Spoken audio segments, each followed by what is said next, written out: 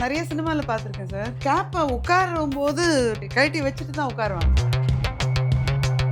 அவரால் நடிக்கவும் முடியும் அப்படின்னு காட்டுறது தான். அது இந்த சீனை ரஜினிக்கு தவிர வேறு யாருமே பண்ண முடியாது. அந்த லாங் டிரைவ் போயிட்டு ட்ரெயின் ஒன்று வந்து அடுத்த சீனில் பார்த்தா அங்கே அப்பா செத்துருவார் சத்யராஜ். பார்த்தீங்கன்னா இங்கே பார்த்தீங்கன்னா பொண்ணு செத்துருவாங்க.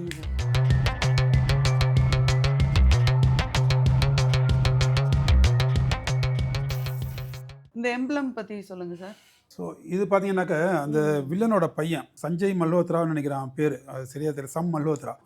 அவன் வந்துட்டு தாய்லாந்து ஓடி போயிடுவான். நம்ம பின்னாடி போலீஸ் இருக்குன்னு சொல்லி தாய்லாந்து ஓடி போயிடுவான். அப்போ ரஜினிகாந்த் தாய்லாந்து இருக்கிற போலீஸை அங்கேருந்து அவங்களோட ஹெல்ப்பு கேட்டு அவன் மறுபடியும் இங்கே டிபோர்ட் பண்ண சொல்லி ரிக்வஸ்ட் பண்ணுவாப்புல. அப்போது மும்பையில் இருக்கிற அந்த கான்சுலேட்டுக்கு போவாப்புல. பின்னாடி அந்த என்ன எழுதியிருக்கு பாருங்க, அதில் அது காட்டுறதுக்காக நான் பண்ணேன். ராயல் தாய் கான்சுலேட் ஜெனரல் அப்படின்னு போட்டிருக்கு. ஸோ மும்பையில் இருக்கிற தாய்லாந்தோட ஒரு கான்சுலேட் ஆஃபீஸுக்கு ரஜினி போயிருக்காரு. இது ஏன் மறுபடியும் இங்கே சொல்ல வரேன்னாக்கா, கான்சுலேட்டுக்கும் எம்பசிக்கும் என்ன, அதை விட உங்கள் கான்சுலேட் கூட அப்புறம் வரலாம், எம்பசிக்கும் ஹை கமிஷனுக்கும் என்ன டிஃப்ரென்ஸ் இருக்குது, அது மெயினாக வியூவருக்கு வரதை கேட்கறதுக்காக தான் நான் I wanted to take this scene. High கமிஷனுக்கும் எம்பசிக்கும் என்ன வித்தியாசம்? அமெரிக்கன் எம்பசின்னு சொல்கிறோம், அதுவே பிரிட்டிஷ் ஹை கமிஷன் சொல்கிறோம். ஹை கமிஷனுக்கும் எம்பசிக்கும் என்ன வித்தியாசம் அப்படின்னு ரொம்ப பேர் மனசில் இருக்கும். ஹை கமிஷன் அப்படிங்கிற பட்சத்தில் உங்களுக்கு காமன்வெல்த் கண்ட்ரிஸ் குரூப் இருக்குது பார்த்தீங்களா, பிரிட்டிஷ் சாம்ராஜ்யத்து கீழே வந்த கலோனியல் கண்ட்ரி, அதில் இருக்கிற அந்த தூதரகம், அதுக்கு தான் யூஸ்வலாக கான்சுலேட் கமிஷன் சொல்லுவாங்க, high commission. So British high commission அப்படின்னாக்கா பிரிட்டனுக்கும் நம்ம இந்தியாவில் அவங்களோட ஆஃபீஸ் இருந்தால் பிரிட்டிஷ் ஹை கமிஷன் அப்படின்னு சொல்லுவோம். அதுவே எம்பசி அப்படின்னாக்கா அந்த காமன்வெல்த் குரூப்பில் இல்லாத கண்ட்ரி அவங்களோட தூதரகத்தை அவங்க எம்பசின்னு கூப்பிடுவாங்க. ஸோ ஹை கமிஷன் அப்படின்னா உங்களுக்கு காமன்வெல்த் கண்ட்ரியில் அந்த கண்ட்ரியோட தூதரகத்தை ஹை கமிஷன் சொல்லுவாங்க. அதுவே உங்களுக்கு எம்பசினாக்கா காமன்வெல்த் கண்ட்ரிஸ் இல்லாத நாடுங்க அவங்களோட தூதரகத்தை உங்களுக்கு எம்பசின்னு சொல்லுவாங்க. அதனால தான் நீங்கள் அமெரிக்கன் எம்பசி சொல்லுவீங்க, ஆனால் பிரிட்டிஷ் ஹை கமிஷன் சொல்லுவோம் இங்கே பார்த்தீங்கன்னா. பட் அமெரிக்கன் கான்சுலேட்டும் இருக்கு. அதுக்கு வரேன் நான். இப்போ இது வரைக்கும் நான் சொன்னது நீங்கள் கான்சுலேட் கேட்பீங்க, அதுக்கு தான் நான் வெயிட் பண்ணிக்கிட்டு என்ன கேட்கலையேன்னு நினச்சேன். நான் இப்போ சொன்னது வந்துட்டு ஹை கமிஷனும் எம்பசி தான் சொல்லிக்கிட்டு இருந்தேன். ஹை கமிஷனும் எம்பசியும் ரெண்டு ஒன்று தான். ஆனால் அது எந்த கண்ட்ரியை ரெப்ரசன்ட் போடுறதோ அதுக்காக பேர் மாறும். ஏற்கனவே சொன்ன மாதிரி காமன்வெல்த் கண்ட்ரியாக இருந்தால் அதுக்கு பேர் ஹை கமிஷன், காமன்வெல்த் கண்ட்ரி இல்லாத பட்சத்தில் அது பேர் எம்பசி. கான்சுலேட் எங்கே வருதுன்னா அது ரெண்டுக்கும் காமன் எங்கே வரும்னா, ஒரு கண்ட்ரியில் ஒரு எம்பசி தான் இருக்கும், இல்லாட்டி ஒரு கண்ட்ரியில் ஒரு ஹை கமிஷன் தான் இருக்கும். அது யூஸ்வலாக கேபிட்டலில் இருக்கும். ஸோ அமெரிக்கன் எம்பசி எங்கே மெயினாக இருக்குன்னா டெல்லியில் இருக்கும். அது மாதிரி பிரிட்டிஷ் ஹை கமிஷன் எங்கே இருக்கும்? டெல்லியில் இருக்கும். இது இல்லாமல் நீங்கள் விசாவுக்கு அப்ளை பண்ணீங்க, உங்களை இன்டர்வியூக்கு கூப்பிடணும். அவங்க இங்கேருந்து நீங்கள் எங்கே போகணும்? டெல்லிக்கு. அமெரிக்கா போகிறீங்கன்னு வச்சுங்க, இங்கேருந்து நீங்கள் டெல்லிக்கு போய் அங்கே விசா உங்களுக்கு இன்டர்வியூலாம் பண்ணி உங்களுக்கு அதுக்கப்புறம் கொடுக்கணுமா கொடுக்க வேண்டாமான்னு அவங்க தீர்மானம் பண்ணுவாங்க. இங்கேருந்து கன்னியாகுமரியிலேருந்து மெட்ராஸ்லேருந்து அவ்வளோ தூரம் போகிறது சாத்தியம் கிடையாது. அதுக்காக அது ஹெட் குவார்ட்டர்னு வச்சுக்கிட்டா அவங்களோட பிரான்ச் ஆஃபீஸ் ஓப்பன் பண்ணுவாங்க. பிரான்ச் ஆஃபீஸ் தான் கான்சுலேட். ஸோ அந்த ஹை கமிஷனோ இல்லை எம்பசியோ அவங்களோட பிரான்ச் ஆஃபீஸ் ரொம்ப மறுபடியும் எங்கே மூவ்மெண்ட் அதிகமாக இருக்குது? Metro cities usually. So Chennai, Mumbai, maybe Calcutta, அந்த மாதிரி இடத்துல அவங்களோட ஒரு கான்சுலேட் இருப்பாங்க. ஸோ அது கான்சுலேட்டட் ஹெட்டுக்கு பேர் என்ன சொல்லுவாங்கன்னா கான்சுலேட் ஜெனரல் சொல்லுவாங்க. அந்த ஆஃபீஸர் ஹெட் ஆஃப் தட் கான்சுலேட்டுக்கு கான்சுலேட் ஜெனரல்னு சொல்லுவாங்க. அதுவே நீங்கள் எம்பசியில் இருக்கும்போது உங்களை அம்பாசிடர் சொல்லுவாங்க இல்லையா. ஹை கமிஷனர் இருக்கும்போது என்ன சொல்லுவாங்க? ஹை கமிஷனர் சொல்லுவாங்க. ஓகே. எம்பசியில் இருக்கும்போது அம்பாசிடர்னு சொல்லுவாங்க, ஹை கமிஷனர் இருக்கும்போது ஹை கமிஷனர். ஆனால் கான்சுலேட்னு வரும்போது கான்சுலேட் ஜெனரல் சொல்லுவாங்க. ஸோ இந்த ஒரு ஃபோட்டோ பார்க்கும்போது எனக்கு என் மனசுக்கு பின்னாடி அதெல்லாம் ஓடிச்சு, அதுக்காக நான் கேட்டேன், வேற ஒன்றும் இல்லை. Very informative. நாசிக் சென்ட்ரல் ஜெயிலா இது அக்யூஸ்ட் அந்த வில்லனை போயிட்டு ரஜினிகாந்த் ஒருத்தர் ஃபிசிக்கலாக அவன் தான் உள்ளே இருக்கிறானா இல்லையா அப்படின்னு பார்க்கணும்னு சொல்லி போயிட்டு இன்ஸ்பெக்ட் பண்ணுறதுக்காக போகிறேன்னு சொல்லி போவார். அப்போ இது வந்துட்டு நாசிக் போகும்போது அந்த ஹெலிகாப்டர் பாருங்க, அதுதான் மறுபடியும் காட்டணும்னு நினச்சேன். மும்பைலேருந்து நாசிக் வருவார். அது எப்படின்னாக்கா நாசிக் சொல்கிறது வந்துட்டு செக்யூரிட்டி பிரசன்ஸ் சொல்லணும். நம்ம கரன்சி நோட்லாம் அடிக்கிறாங்களே அதெல்லாம் நாசிக்கில் தான் இருக்குது. அது எல்லா விதத்துலையுமே அது வந்து ஹை செக்யூரிட்டி ஜோன் மாதிரி அது அந்த சிட்டியே. அது நாசிக்கில் தான் அந்த ஹைலி செக்யூர்டு பிரிசன் அதுவும் இருக்குது நாசிக்கில். அங்கே தான் அந்த வில்லனை போட்டிருப்பாங்க. ஸோ ரஜினி பார்த்தீங்கன்னாக்கா அங்கேருந்து மும்பையிலேருந்து ஹெலிகாப்டரில் போவார். அது பாருங்கள், ஹெலிகாப்டரில் போலீஸில் வர போட்டிருக்கும். ஸோ போலீஸ்கிட்ட ஹெலிகாப்டர் இருக்கா சார் அப்படின்னு நீங்கள் கேட்டிங்கன்னா இருக்குது. இந்தியாவில் ரொம்ப கம்மியான போலீஸ் ஃபோர்ஸில் மும்பை போலீஸ், மும்பை சிட்டி, அது பார்த்தீங்கன்னா கிரேட்டர் மும்பை போலீஸ் இருக்கு இல்லையா, அவங்ககிட்ட 5, 1 இல்லை 2 இல்லை 5 ஹெலிகாப்டர் அவங்க வச்சுருக்காங்க. ஆனால் மும்பை ஆல்மோஸ்ட் ஒரு ஐலாண்ட் மாதிரி, சுற்றி தண்ணி இருக்கும், அது இருக்கும். மெயின்லேருந்து போக வர்றதுக்கு நீங்கள் பிரிட்ஜோ ரோடையோ நம்பிக்கிட்டு இருந்தால் முடியாது. ஸோ ஈஸி அக்சஸ்க்காக அவங்க எமர்ஜென்சிக்கு ஹெலிகாப்டர் 5 ஹெலிகாப்டர் வச்சுருக்காங்க. ரஜினியை சொல்லார் பாருங்க, எர்ரா சாப்பரான்னு. ரஜினியை குழம்போது போய் ஜெயிலில் போய் பார்க்கணும்னு சொல்லும்போது எர்ரா சாப்பரா அப்படின்னு ஹெலிகாப்டர் எடுன்னு சொல்லுவார். அதனால சொல்லி அவர் போவார். அதில் போலீஸ்னு எழுதியிருக்கும். மற்றபடி எல்லா ஸ்டேட்டும் அதை அஃபோர்ட் பண்ண முடியாது. ஆனால் அதுக்கு தனியாக சிவில் ஏவியேஷன் பெர்மிஷன் வாங்கணும், அது தனியாக ஒரு பைலட் இருக்கணும், அதெல்லாம் 1000 பிரச்சனை வரும். ஸோ மோஸ்ட் ப்ராபப்ளி மற்ற ஸ்டேட்லாம் இப்போ தமிழ்நாடு மாதிரி மும்பையில் மட்டும்தான் இருக்கா மும்பையில் இன்னும் 2-3 ஸ்டேட்டில் இருக்குது. அந்தளவுக்கு நான் அப்டேட் எனக்கு தெரியல. ஆனால் மும்பை போலீஸ் 100% இருக்குது. கூகுளில் நான் போட்டு பார்த்தேன், கூகுளோட பேஜ் உங்களுக்கு காட்டுறேன். அதில் போட்டுருக்கு பாருங்கள், ஆஸ் ஆன் டேட்டு 5 ஹெலிகாப்டர் அவங்க வச்சுருக்கிறாங்க ஓனா. மற்ற ஸ்டேட்டில் என்ன பண்ணுவாங்கனாக்கா, ஒன்று நீங்கள் ஒரு ப்ரைவேட்டாக இருந்து அவங்க எடுப்பாங்க, இல்லை அப்படின்னாக்கா பிஎஸ்எஃப் கிட்ட இருக்குது, border security force, paramilitary force இருக்குது இல்லையா, அவங்கக்கிட்ட ஹெலிகாப்டர்ஸ் இருக்குது, பிளேனும் இருக்குது. அவங்ககிட்ட அவங்க ரிக்வெஸ்ட் பண்ணவில்ல, அவங்க அதை டெபியூட் பண்ணுவாங்க. அந்த ஹெலிகாப்டர் அவங்க யூஸ் பண்ணுவாங்க. ஸோ ஹெலிகாப்டர் யூஸ் பண்ணுற அளவுக்கு பெருசாக நமக்கு அந்தளவுக்கு ஒரு எமர்ஜென்சி ரொம்ப வர்றதில்லை, அதனால் அவங்களும் வச்சுக்கிறது இல்லை. ஆனால் Mumbai is completely different. Maybe ஒரு பக்கத்தில் சீ சைடு இருக்குது, அந்த பக்கம் போகிறதுக்கு சான்ஸ் தேவைப்படும், அதுக்காக அவங்க ஹெலிகாப்டர் வச்சுருக்காங்க. அது நாசிக் பார்த்தீங்கன்னாக்கா, மும்பையிலேருந்து நாசிக் வந்துட்டு கரெக்டாக ஒரு ட்ரெயினில் போகிற தூரமும் கிடையாது, ஃப்ளைட்டில் போகிற தூரமும் கிடையாது, இல்லை காரில் போகிற தூரத்துக்கு பக்கமும் இல்லை, ஏரோப்ளேனில் போகிற தூரம் அளவுக்கு அவ்வளோ தூரம் இல்லை, காரில் போகிற தூரத்து அளவுக்கு அப்புறம் பக்கமும் இல்லை. ஒரு இப்போ இங்கேருந்து நீங்கள் விழுப்புரம் போகணும்னு வச்சுக்கலாம், அந்த மாதிரி சென்னை டு விழுப்புரம் போனால் நீங்கள் காரில் போகிறது இருக்காது. ஆமாம் இருக்காது, காரில் போகிறதும் அவ்வளோ சீக்கிரம் போக முடியாது. அந்த மாதிரி ஒரு டிஸ்டன்ஸுக்கு ஹெலிகாப்டர் யூஸ் பண்ணுவாங்க. ஸோ நாசிக் பார்த்தீங்கன்னா அங்கேருந்து ஒரு 260-250 கிலோமீட்டர் இருக்கும், அதோட கம்மி. இங்கேருந்து மேபி நீங்கள் வெள்ளூர் ஜெயிலுக்கு போகணும்னு சொல்லுவாங்க இல்லையா, வெள்ளூர் ஜெயிலுக்கு போகலாம் அப்படின்னாக்கா, இங்கேருந்து கமிஷனர் வெள்ளூர் ஜெயிலுக்கு போகணுன்னா ஹெலிகாப்டர் யூஸ் பண்ணலாம். அந்த மாதிரி அவர் மும்பையிலிருந்து நாசிக் வர்றதுக்கு அவர் ஹெலிகாப்டர் யூஸ் பண்ணுறாரு. ஸோ அது போலீஸ் ஹெலிகாப்டரில் போலீஸ்னு எழுதிருந்துச்சு, ஏர்ஃபோர்ஸ் ஹெலிகாப்டர் இருக்குது, நேவி கூட ஹெலிகாப்டர் இருக்குது, சரிங்களா. அப்படிங்கும் பட்சத்தில் இந்த போலீஸ்னு எழுதியிருந்தது, அது என் கண்ணு இழுத்துது, அதுக்காக நான் சொல்ல வந்தேன். So what I want to say is, Mumbai police is having helicopter of its own. அது வந்துட்டு மற்ற ஸ்டேட்டில் அந்த அளவுக்கு கிடையாது. அதாவது Mumbai police they have the privilege of having helicopters of their own. அதுக்காக நான் சொல்றதுக்காக வந்து ரஜினி இதில் ரொம்ப சோகமாக உட்காந்துருக்கிற மாதிரி இருக்கு, என்ன சார் இதில்? இது பார்த்தீங்கன்னா ரஜினிக்கும் நயன்தாராவுக்கும் வந்துட்டு ஒரு அஃபேர் ஸ்டார்ட் ஆகிடும், லவ் பண்ணுற மாதிரி. ரஜினியோட பொண்ணு, அப்பா நீங்கள் தனியாக இருக்கக்கூடாது, நீங்கள் கல்யாணம் பண்ணாதான், நீங்கள் கல்யாணம் பண்ணாதான் நான் கல்யாணம் பண்ணிட்டு போவேன், உங்களுக்கு நான் பொண்ணு பார்ப்பேன் அப்படின்னு சொல்லுவாப்புல. அப்போ ரஜினி வேறு வழி இல்லாமல் இருக்கும்போது அது ஹேப்பன் டு சி நயன்தாரா வெளியில் இருக்கும்போது பொண்ணு அப்பாவுக்கு சேலஞ்சு சொல்லுவாள், அங்கே இருக்கிற பொண்ணுக்கிட்ட போயிட்டு நீங்கள் வந்துட்டு அழகாக இருக்கீங்க சொல்லுங்கள், லவ் யூ சொல்லுங்கள், ஏதோ சொல்லுவார், பேர் கேட்டவங்கன்னு ஏதோ சொல்லுவாங்க. ரஜினிக்கு அந்த போகிற பாருன்னு போவார், ஆனால் வழிகிட்டு வருவார். ரஜினியோட காமெடி கேட்கவே வேண்டாம், பக்கத்தில் போயிட்டு ரஜினி ஆஸ் யூஷுவல் அவர் ஒரு மாதிரி வழிகிட்டு வந்துடுவார். இப்போ வந்து அப்படியே நயன்தாராவோட அந்த அஃபேர் மூலமாக ஸ்டார்ட் ஆகும், அவங்க ரிலேஷன்ஷிப்பு ஒரு மாதிரி மூலமாக பட்டிங் வந்துகிட்டு இருக்கும். என்னங்க எல்லாரும் எங்கேயோ ஓடிட்டு இருக்காங்க, ஜாகிங் போறாங்க. அப்படி இருக்கும்போது ஒரு ஃபங்க்ஷனுக்கு போயிருப்பாரு, நயன்தாரா வீட்டு ஒரு பர்த்டே ஃபங்க்ஷன் இருக்கும், ரஜினி சார் அங்கே போவார். அங்கே கொஞ்சம் அவங்க ஆடுறது பாடுறது எல்லாம் பார்த்துட்டு ரஜினி வீட்டுக்கு வந்துட்ட பிறகு நயன்தாராவோட பிரதர் ஸ்ரீமன் அவர் வருவார், வந்துட்டு ஒன்னொன்னா கேட்பாரு. ஏன்னா ஸ்ரீமனுக்கு பிடிக்காது, ரஜினியோட ஏஜ் நீங்கள் டிஜிபி நல்ல சீன் சார், அது சூப்பர் சீன். ரஜினியோட ஏஜ் தெரியுது, தங்கச்சியோட ஏஜ் தெரியுது, அவருக்கு இஷ்டம் இல்லை அப்படிங்கிற பட்சத்தில் இந்த தங்கச்சியும் விரும்புகிறா, அதுவும் அவர் தெரியும். அப்போ வந்துட்டு இந்த போட்டோ பாரு, உங்க பொண்ணா சார், என் தங்கச்சிக்கு இதான் சார் வயசு, இவங்க எப்போ சார் இதான் சார் இந்த அவார்டு வாங்கியிருக்கீங்களே சார், எப்போ சார் வாங்கினீங்க? இந்த இயர் வந்து என் தங்கச்சிக்கு வந்து 11 வயசு தான் பிறந்திருக்கிறா அப்படின்னு சொல்லுவாரு. அதாவது லில்லிக்கு வயசு 11 இருக்கும்னு நினைக்கிறேன்.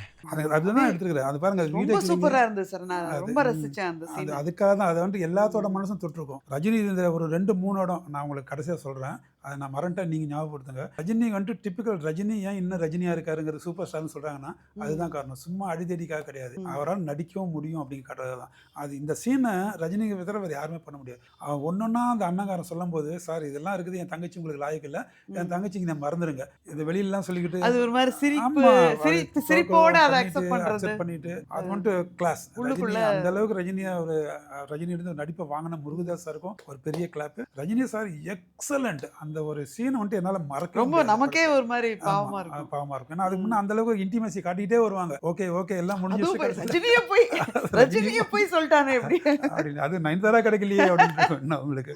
மேடம் இதை பாருங்க, இது ஞாபகம் இருக்கு அந்த சீனு, ரஜினியோட பொண்ணும் ரொம்ப எமோஷனலா பேசுறாங்க. என்ன சீன் சொல்லுங்க பார்க்கலாம். அதான் ஸ்ரீமன் வந்து ரஜினியை வந்து ஒரு மாதிரி பேசிட்டு போனதுக்கு அப்புறமா கரெக்ட் பொண்ணு வந்துட்டு அப்பா கன்சல்ட் பண்றதுக்காக சொல்லிட்டு பார்க்கலாம்ப்பா, அது பண்ணிக்கலாமா அப்படின்ட்டு. அப்போ அந்த டயலாக் வரும், அப்பா வாங்கப்பா, டியூட்டி கீட்டி ஆஃபீஸ் இருக்கிற எல்லாத்தையும் விட்டுருங்கப்பா, ஒரு லாங் டிரைவ் எங்கேயா போகலாம், எல்லாத்தையும் மறந்துடலாம் போனோம். ரஜினி அங்கேயும் பாத்தீங்கன்னா நல்லா பண்ணிருப்பாரு, அவன் சொல்ல அவரும் அந்த எக்ஸ்பிரஷன் கொடுத்து ஆமா வாமா போலாம் அப்படின்னு. இதெல்லாம் ஓகே. இந்த சீன் பார்த்தா உங்களுக்கு இந்த வேற என்ன இடத்துல எந்த படத்துல இந்த மாதிரி சீன் வந்திருக்கு ஞாபகம் இருக்கா உங்களுக்கு? நல்லா யோசிச்சு பாருங்க. இதே மாதிரி சீன் அப்பா பொண்ணு, இந்த இடத்துல அப்பா கஷ்டப்படுறாரு, பொண்ணு அப்பாவை கூட்டு போறாரு. அந்த படத்துல பொண்ணு கஷ்டப்படுவா, அப்பா இதே மாதிரி கூட்டு போவாரு. ராஜாராணி படம் பார்த்தீங்களா? பார்த்தேன். அதுல பாத்தீங்கன்னாக்கா உங்களுக்கு சத்யராஜ் அப்பா, நயன்தாரா பொண்ணு. அது நயன்தாரா வந்துட்டு இது லவ் ஃபெயிலியர் ஆகிடும், ஹஸ்பண்ட்னால பிரச்சனை வந்துடும். அதுக்கப்புறம் ரொம்ப சோர்ந்து போயிருப்பா. அப்போ சத்யராஜ் சொல்லுவார், மாமா நம்ம எங்கேயாவது நம்ம லாங் டிரைவ் போகலாம், எவ்வளோ தூரம் போகணுமோ காரில் போகலாம், எப்போ திரும்பணும்னு தோணுதோ அப்போ திரும்பலாம் அப்படின்னு சொல்லுவார். எக்ஸாக்டாக சுச்சுவேஷன் அதுதான், உங்களுக்கு அந்த டைலாக் அதுதான், அது அடுத்த சீன் அதுதான். ரெண்டுமே வந்துட்டு அது ஃபேமிலியில் வந்துட்டு ஒரு லவ் ஃபெயிலியரு இல்லாட்டி ஏதோ ஒன்று ஆயிருக்கும். அப்போ இங்கே வந்துட்டு பொண்ணு அப்பா கன்சோல் பண்ணுறதுக்காக லாங் டிரைவ் போகலான்னு சொல்லுவா. அதில் பார்த்தீங்கன்னா அப்பா பொண்ணு சொல்லுவார். அதோட முடியல, அந்த லாங் டிரைவ் போயிட்டு டேர்ன் ஒன்று வந்து அடுத்த சீனில் பார்த்தா அங்கே அப்பா செத்துருவார் சத்யராஜ். பார்த்தீங்கன்னாக்கா இங்கே பார்த்தீங்கன்னா பொண்ணு செத்துருவாங்க. சார் அது ரொம்பவே கொடுமையான விஷயம் அது பார்க்கறதுக்கு. 5 மணி நேரம் Rajini will be unconscious. Correct. ஆனா இவ 2 மணி நேரத்துல இறந்து போயிடுவா அப்படின்றது இவளுக்கு தெரியும். வேற அப்பா ட்ரீட்மெண்ட் போகிறது பாப்பா என்ன கேட்டா, அது ரஜினிக்கு ட்ரீட்மெண்ட் பண்றத பாப்பா. ஆனா அதுக்கப்புறம் ஒரு வீடியோ எடுத்து வச்சிருப்பான். அந்த வீடியோ ரொம்ப டச்சிங்கா இருக்கும். அதாவது என்ன வந்து இந்த வில்லன் தான் கொன்னான்னு நீங்க நினைச்சிட்டு இருப்பீங்க, ஆனா அவனுக்கும் மேல ஒருத்தன் இருக்கான், என்ன கொன்னவன் யாரோ அவன் தான் அவனையும் கொன்னான், அவன் செத்துருந்தான்னா அப்படின்னு சொல்லிட்டு சொல்லுவா. அப்ப நடுவுல வந்துட்டு வலிக்குதுப்பா அப்படின்பா. இந்த வலியா இருக்கு, கொஞ்சம் வலியா இருக்குப்பா அப்படின்னு பின்னாடி கொஞ்சம் வலிக்குது. அந்த இடத்துல நான் I expected something more from Rajini. Emotion. செத்து போயிட்டா அவ ஏற்கனவே, அந்த வீடியோ தான் பாக்குறாரு அவரு. அவ வந்து இப்படி கொஞ்சம் வலிக்குது, நடுவில் இதெல்லாம் பேசிட்டு இருக்கச்சே கொஞ்சம் வலிக்குதுப்பா அப்படி. முதல்ல கார் காமிச்சிங்க, இப்போ என்ன ட்ரெயினுக்கு போயிட்டீங்க? அந்த ட்ரெயினில் அது என்ன எழுதிருக்கு பாருங்க, அந்த க்ளோஸ்அப்பில் ட்ரெயினில் என்ன எழுதிருக்குது? சிஆர்னா உங்களுக்கு தெரியும், சென்ட்ரல் ரயில்வேஸ் இல்லையா? இப்போ எஸ்ஆர் நம்ம இப்போ சென்ட்ரல் ஸ்டேஷனில் வர வண்டிலாம் மோஸ்ட் ஆல் எல்லா வண்டியும் பார்த்தீங்கன்னா சதர்ன் ரயில்வேன்னு எழுதியிருக்கும். அது மாதிரி அது உங்களுக்கு என்ன ரயில்வே? Central railway. அதில் என்ன பியூட்டினா, Mumbai is the only place, அங்கே உங்களுக்கு வெஸ்டர்ன் ரயில்வேயும் சென்ட்ரல் ரயில்வேயும் இருக்கும். அது நீங்கள் நோட் பண்ணிக்கலாம்னு தெரியல, நான் வீடியோவில் வரைக்கும் காட்டுறேன். ஒரு பிளாட்ஃபார்ம்லேயே இந்த பக்கம் போகிற ட்ரெயின் பார்த்தீங்கன்னா சென்ட்ரல் ரயில்வே எழுதிருக்கும், இந்த பக்கம் பார்த்தீங்கன்னா வெஸ்டர்ன் ரயில்வே எழுதிருக்கும். மேபி அது போயிட்டு அதனுடைய டைரக்ஷன் வேரி ஆகிடும், இதனுடைய டைரக்ஷன் வேரி ஆகிடும். ஸோ அது வெஸ்டர்ன் சைடு அந்த ரயில்வேக்கு டிவிஷனில் வரும், இது வந்துட்டு சென்ட்ரல் ரயில்வே டிவிஷனில் வரும். Mumbai city is having that unique distinction. அது பார்த்தீங்கன்னா ஒரே இடத்துக்கு 2 ரயில்வேஸ் வரும். அதுவே அப்சர்வ் பண்ணிருக்கீங்க இல்லை, இது வந்துட்டு ரொம்ப யூனிக். இது வியூவர்ஸ்க்காக சொல்கிறேன், யூனிக் இதெல்லாம் உங்களுக்கு. இப்போ கல்கட்டா பக்கம் போனீங்கன்னா ஈஸ்டர்ன் ரயில்வேன்னு இருக்கும், டெல்லி பக்கம் போனீங்கன்னா நார்தன் ரயில்வேன்னு இருக்கும். அப்படி இருக்கும் பட்சத்தில் குஜராத் பக்கம்லாம் போனால் வெஸ்டர்ன் ரயில்வே, பியூர்லி வெஸ்டர்ன், அதில் மிக்ஸாக இருக்காது. ஆனால் Mumbai is the only place, அங்கே பார்த்தீங்கன்னா உங்களுக்கு அந்த படத்தில் மறுபடியும் காட்டுற பாருங்க, உங்களுக்கு வெஸ்டர்ன் ரயில்வே இருக்கும், வெஸ்டர்ன் அண்ட் சென்ட்ரல் ரயில்வே. உங்களுக்கு சென்ட்ரல் ரயில்வே இருக்கும், உங்களுக்கு வெஸ்டர்ன் ரயில்வே இருக்கும். அதனால தான் உங்களுக்கு காட்டினேன், வேற ஒன்றும் கிடையாது. பிளாட்ஃபார்ம் டான்ஸ் அது, அந்த சீன் பிளாட்ஃபார்ம் 2 பேருக்கும் டான்ஸ் ஆடி காமிப்பாங்க திருநங்கை. ஓகே, இது ரஜினி ஆக்சுவலாக வந்துட்டு ஃபாலோ பண்ணிட்டு ஒருத்தர் வந்துட்டு ரஜினியோட மூவ்மெண்ட்லாம் அவங்க கேங்க்கு சொல்லிட்டு இருப்பாங்க, ரஜினி வந்து கொல்றதுக்காக ஃபாலோ பண்ணிட்டு இருப்பாங்க. அப்போ ரஜினிக்கு தெரிஞ்சிடும், அவனை போயிட்டு அடிச்சுட்டு அவன்கிட்ட கேமரா வாங்கி பொண்ணுகிட்டே காட்டுவான், நம்மளை ஃபாலோ பண்ணிட்டு இருக்கிறான் பாரு அப்படின்னு. அதுக்கப்புறம் ரஜினியே சொல்லுவாப்புல, அடுத்த ஸ்டேஷன் காலியாக இருக்கும், நான் இறங்க போகிறேன், உங்கள் ஆளுகிட்ட சொல்லுன்னு சொல்லி ரஜினி இறங்குவார். இறங்கி அந்த ஸ்டேஷனில் உட்காருவாங்க, ஆள் நடமாட்டமே இருக்காது, ரஜினியும் ரஜினியோட பொண்ணும் உட்காந்துருப்பாங்க. அப்போ இங்கே வந்துட்டு நம்ம திருநங்கைகள் அவங்களாம் இருப்பாங்க, அவங்கள வந்துட்டு கூப்பிட்டு ஒரு டான்ஸ் ஆடுவி அப்படின்னும் एक बढ़िया गाना गाओ. இனிஷியலாக அது பாருங்க, அந்த சாங்கோட இனிஷியல் பார்த்தீங்கன்னா ஹிந்தியில் ஆரம்பிப்பாங்க. ஆமா, அப்போ ஆரம்பிக்கும் போது ஒரு நடுவில் ஒரு திருநங்கை வந்து சொல்லுவாங்க, என்ன நீங்கள் அவர் நம்ம தமிழ் ஆளு, அவர்கிட்ட போய் நீங்கள் ஹிந்தியில் பாடுறீங்க, தள்ளுங்கடி நான் வந்துட்டு தமிழில் பாடுறேன்னு தமிழில் போடுவாங்க. இதை நான் எதுக்கு இந்த சீன் எடுத்தேன்னா, நீ நம்படான்னு நம்பாடி போங்க, நான் டெல்லியில் ஒரு 18-20 வருஷம் இருந்திருக்கிறேன். இந்த திருநங்கைகள் அவங்களோட குரூப்பில் இருக்க அந்த இன்டெலிஜென்ஸ் கம்யூனிகேஷன் எந்த அளவுக்கு பவர்ஃபுல்னா, போலீஸோட அதிகம் அவங்களோட கம்யூனிகேஷன் ஸ்கில், அந்த இன்டெலிஜென்ஸ், ஒருத்தருக்கு ஒருத்தர் அந்த தகவல் பரிமாற்றம் சொல்லுவீங்களா, இன்டெலிஜென்ஸ் தகவல் பரிமாற்றம், அது வந்துட்டு போலீஸை விட அவங்கள்ட்ட அதிகம். நான் போலீஸில் இருந்துகிட்டே சொல்கிறேன், அதை விட அதிகம். ஒரு ஜஸ்ட் ஒரு சின்ன எக்ஸாம்பிள் சொல்கிறேன். என்னோடய ஒய்ஃப் அவங்க சொந்த ஊர் பரமத்தி வேலூர், அங்கே அவங்க வந்து டெலிவரிக்காக வராங்க. அவங்க பரமத்தி கரூரில் வந்து டெலிவரி ஆகுது, ஆகிட்ட பிறகு அங்கே பையன் பறக்கிறான். நீங்கள் நம்பினவங்க நம்பாட்டி போங்க, டெலிவரி ஆகி அடுத்த நாள் காலையில் நான் டெல்லியில் இருக்கிறேன், என் ஒய்ஃப் டெலிவரிக்காக கரூருக்கு வந்துருக்காங்க, இங்கே டெலிவரி ஆகிடுச்சு. த வெரி நெக்ஸ்ட் மார்னிங் என் வீட்டு கதவை தட்டுறாங்க 7 பேர் வந்து. Will you believe it? எந்த இடத்துல அது? டெல்லியில் வந்து சொல்கிறாங்க, முபாரக்கோ உங்கள் பையன் பிறந்திருக்கு அப்படின்னு. எனக்கு ஒன்றும் புரியல, எனக்கு தெரியும் நியூஸ் இருக்கு, இருந்தாலும் இவங்களுக்கு எப்படி தெரியும்? தெரியும்? அதுதான் இப்போ நான் சொன்னேன், குழந்தை பிறந்தது தமிழ்நாடு, கரூர். தமிழ்நாட்டுல ஆனால் அடுத்த நாள் டெல்லியில் எனக்கு கதவை தட்டுறாங்க. நீங்கள் நம்புவீங்களா? எப்படி தெரிஞ்சது? அதுதான், அதனால தான் சொன்னால் தகவல் பரிமாற்றம் அவங்க வந்து போலீஸோட அதிகமாக இருக்குன்னு சொல்ல வந்தேன். அதுக்கு தான் நான் சொல்ல வந்தேன். அந்த அளவுக்கு Did you அவங்களுக்கு find out? எதுக்கு அதை பற்றி நம்ம வேலை இல்லை, அது that's not it big issue. அந்த அளவுக்கு அவங்களுக்குள்ள குரூப்புக்குள்ள ஒவ்வொருத்தரும் நான் ஒரு தகவல் சொல்ல நீ அங்கே காசு வாங்கிக்கோ, அங்கே ஏதாவது தகவல் இருந்தால் எனக்கு சொல்லு, நான் இங்கே காசு வாங்குவேன். போயிட்டு டெல்லியை பொறுத்த வரைக்கும் திருநங்கைகள் வீட்டில் அந்த வியூவர்ஸ்க்கு ஜஸ்ட் ஒரு இன்ஃபர்மேஷனுக்காக சொல்கிறேன், திருநங்கைகளுக்கு நம்ம ஒரு சாரி டு ஸ்டே இந்த நமக்கு வந்துட்டு அந்த அளவுக்கு நம்ம மரியாதையை கொடுக்கறது இல்லை. அதுவே நார்த்தில் அவங்களுக்கு கொடுக்குற மரியாதை வந்துட்டு அபரிதமான மரியாதை. அவங்கள அந்த அளவுக்கு திருநங்கைகளுக்கு மரியாதை கொடுப்பாங்க. அது உண்மையிலேயே ஒரு பாராட்டத்தக்க விஷயம். எஸ்பெஷலி குழந்தைங்க பிறந்ததுன்னா டெல்லியில், நார்த்தில் நான் டெல்லியில் இருந்திருக்கிறேன், அதனால சொல்கிறேன். குழந்தைங்க பிறந்தா அவங்க அடுத்த நாள் வீட்டில் கதவை தட்டி ஆண் குழந்தைக்கு தனி, பெண் குழந்தைக்கு தனி, அதெல்லாம் வந்துட்டு சரி கிடையாது. அது வேறு விஷயம். ஆண் குழந்தை பிறந்தா நான் சொல்கிறது வந்துட்டு ஒரு 92, 93 10,000 ரூபா வச்சு கொடுக்கணும். அது இல்லாமல் அரிசி கொடுக்கணும், ஒரு 10 படி 15 கிலோ அது மாதிரி கொடுக்கணும்.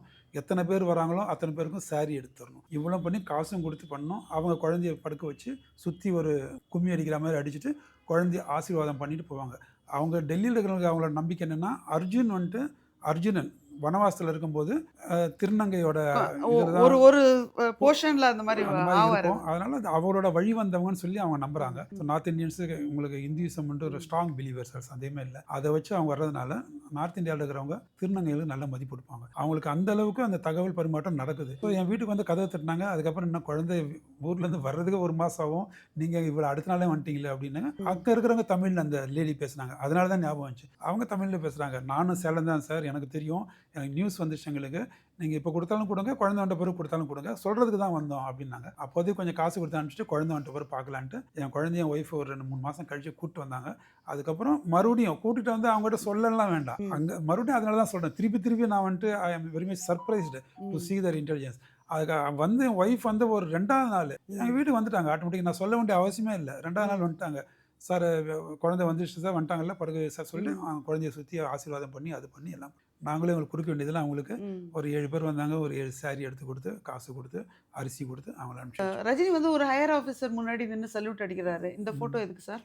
கோர்ட்டுக்குள்ளே நீங்கள் போகும்போது உள்ளே போனோன்னே கேப் எடுத்து சைடில் வைப்பாங்க. ஸோ எனக்கு இருக்கிறதுலே ரொம்ப பெரிய விஷயம் வந்துட்டு நான் மரியாதைன்னு நினைக்கிற ஒரு விஷயம் என்னுடைய தொப்பி.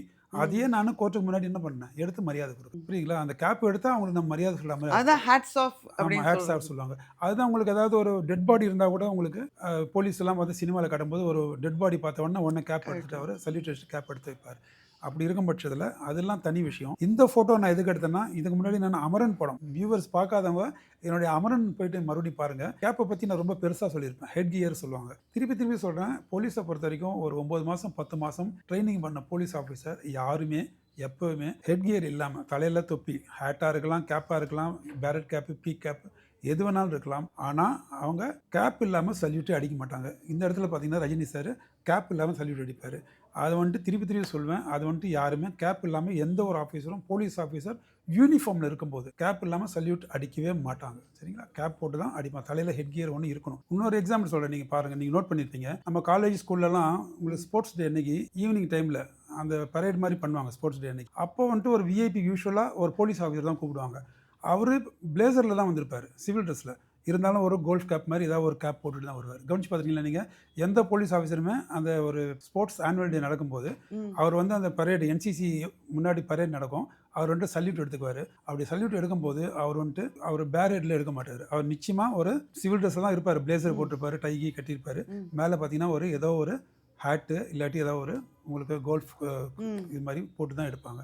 ஈவன் நீங்கள் பார்த்தீங்கன்னா ரிபப்ளிக் டே, இண்டிபெண்டன்ஸ் டேல பெரிய லேடி பிரசிடென்ட்டு அது மாதிரி பிரைம் மினிஸ்டர் மாதிரி இருக்கிறவங்க கூட அவங்க வந்துட்டு ஃப்ளாக் ஹாய்ஸ்ட் நடந்து சல்யூட் அடிக்கும்போது அவங்க சாரியோட தலையை போத்திட்டு தான் எடுப்பாங்க. பார்த்தீங்கன்னா நீங்கள் கவனிச்சு பாருங்கள், அவங்க முக்கால்வாசி என்ன பண்ணுவாங்க, அவங்க தலையை அவங்க கவர் பண்ணிட்டு தான் சல்யூட் வாங்குவாங்க. இந்திரா காந்தியெல்லாம் பழைய ஃபோட்டோ நீங்கள் பாருங்கள், தலையை கவர் பண்ணிட்டு தான் அவங்க சல்யூட் வாங்குவாங்க. ஸோ ஹெட் கியருங்கிறது அது நீங்கள் சல்யூட் அடித்தா தலையை கவர் பண்ணிட்டு தான் சல்யூட் அடிக்கணுங்கிறது ஒரு மரபு. அதை வந்துட்டு இதில் எப்படி மிஸ் ஆச்சுன்னு தெரியல.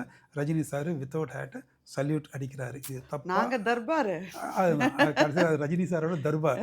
அவர் எப்படி அடிக்கலாம், அதை பற்றி நம்ம கேள்வி கேட்கக்கூடாது. இதில் பார்த்தீங்கன்னாக்கா ரஜினிகாந்த் வந்துட்டு அது நாசிக் ஜெயிலில் வந்துட்டு அந்த பிரிசனில் இருக்க அந்த பிரிசனர்ஸ் எல்லாத்தையும் உட்கார வச்சு அவர் ஒரு புது ஸ்ட்ராட்டஜியை சொல்லுவார்.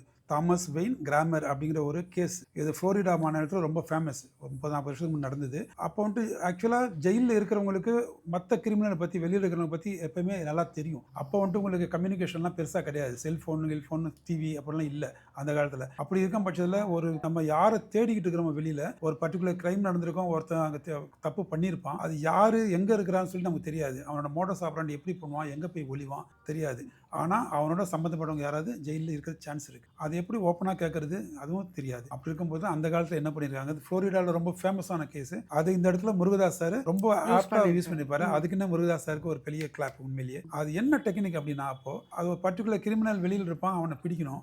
அது என்ன பண்ணுவாங்க, பிரிசனில் அப்போல்லாம் கார்ட்ஸ்லாம் விளையாடுறது கொடுவாங்க, சீட் ஆட்டம். அவங்க சும்மா இருக்கிற டைமில் வந்துட்டு சீட்லாம் விளையாடலாம், பெர்மிஷன் இருக்குது. அந்த சீட் விளையாடுறதுல பார்த்தீங்கன்னா உள்பக்கம் அது என்ன பண்ணியிருப்பாங்க, ஒவ்வொரு சீட்லேயும் ஒரு கிரிமினலோட ஃபோட்டோ ஓட்டிருக்கும். அந்த கிரிமினலோட படத்தை கார்ட்ஸ், பிளேயிங் கார்ட்ஸ் இருக்கு இல்லையா, அது உள்ளே வந்துட்டு கிரிமினலோட படம் ஃபோட்டோ ஓட்டியிருக்கும். ஸோ இவங்க வந்து கார்ட்ஸ் விளையாடும்போது எப்படி யாராவது ஒரு கார்டு இன்றைக்கி ஒரு கட்டு ஒருத்தங்கிட்ட போகும், நாளைக்கு ஒரு கட்டு இன்னொருத்த போகும், கட்டு ஷஃபில் ஆகிட்டே இருக்கும், கார்ட்ஸ் அதில் மாறி இருக்கும். ஸோ அப்படி போகும்போது அந்த கார்ட்ஸில் அவங்க பார்க்கும்போது வேறு வழியே இல்லை, கார்ட்ஸ் பார்க்கும்போது அந்த ஃபோட்டோ பார்த்து தான் ஆகணும். பார்க்கும்போது அவங்களுக்கு பரிச்சயமான முகம் இருந்தால் அவங்க அறியாமையாக அவங்க அதை பற்றி பேசுவாங்க. புரியுதுங்களா? இது எனக்கு தெரியும், எனக்கு யாருன்னு எனக்கு தெரியும், இப்படி பண்ணா அப்படி பண்ணா, இப்போ இங்கே தான் இருக்கிறான் எனக்கு தெரியும். போன வாரம் கூட நான் எனக்கு இது வந்து விசிட்டர்ஸ் பார்க்க வரும்போது என் அண்ணன் சொன்னாங்க, ஏதோ ஒரு இன்ஃபர்மேஷன் வரும் வெளில, அதை வச்சு பிடிக்கலாம் அப்படின்னு. தேவர் வெரி சக்ஸஸ்ஃபுல். அந்த டைமில் ஃப்ளோரிடாவில் அந்த கேஸை வச்சு அவங்க அழகாக பிடிச்சாங்க. அதை வந்துட்டு ரஜினி இந்த இடத்துல யூஸ் பண்ணி அதே மாதிரி அவருக்கு அந்த க்ளூ கிடைக்கும், அதை லீடு எடுத்து அவர் பிடிப்பார். பேசாமல் எல்லாம் போயிட்டு இருக்கலாமே, எதுக்கு நின்று வேடிக்கை பார்க்குறாங்க அப்படின்னு ஒரு கேள்வி எல்லாத்துக்கும் உங்களுக்கு வந்துச்சு, எனக்கு வந்துச்சு, வியூவர்ஸ்க்கு வந்திருக்கும். அதுக்கு முருகதாஸ் சார் வெளியே பயிரை மேற்கொள்ளாதுன்ற ஒரு காரணத்துக்காக எஸ்பிஜிக்காரங்க பின்னாடி சர்விலன்ஸ் எப்பவுமே இருந்துகிட்டு இருக்கும். அவர் வரும்போது காரில் முன்னாடி பின்னாடி ஸ்டார் இருந்திருக்கணும், ஃப்ளாக் இருந்திருக்கணும். அது இல்லை. உள்ளேருந்து ஜெயிலர் கேட்பாரு, சூப்பர்டென்ட் பர்மிஷன் வாங்கிட்டு வந்திருக்காரு அப்படின்னு கேட்பாரு. இந்த மாதிரி கூத்தெல்லாம் எங்கேயும் நடக்காது. இது இல்லாமல் டிப்பிக்கல் ரஜினி ஷாட்னு ஒன்று இருக்கும். விஸ்க் நம்ம சொல்ல தெரியாது, அந்த சீனை காட்டுறோம் பாருங்கள்.